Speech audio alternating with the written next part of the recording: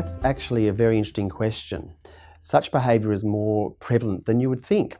There was a recent survey in 2016 which identified from the respondents to that survey that 14% of employees found that they were, or said that they were, in a toxic working environment.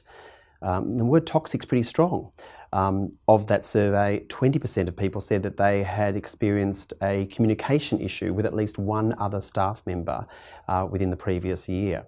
And 50% of individuals said that they had had some sort of conflict with another employee within the last 12 months in their workplace. Those statistics are really quite concerning and quite high.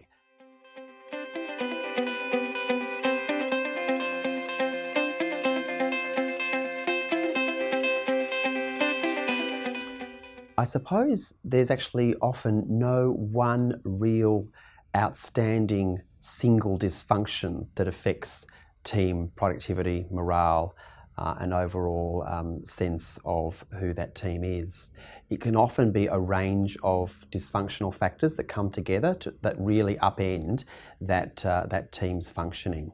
So in our book, in WorkLogic's book, Fix Your Team, we, having looked at all the work that we've done over the last 11 years in terms of culture reviews, investigations and workplace interventions with our clients, have identified 12 key dysfunctions that usually come together in a sort of perfect storm sometimes of overall dysfunctionality.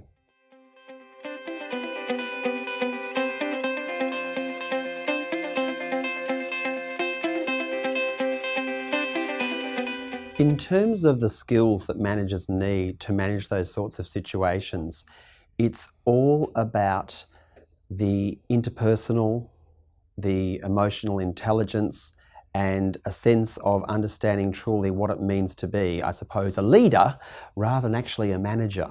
So what I mean by that is, yes, certainly manage your team in terms of having the technical skills and understanding of what the team is meant to be producing or creating. That's fine, and usually I suppose it's a given that a manager will have those types of skills. But too often when we are brought in as WorkLogic to assist organisations and to improve team culture,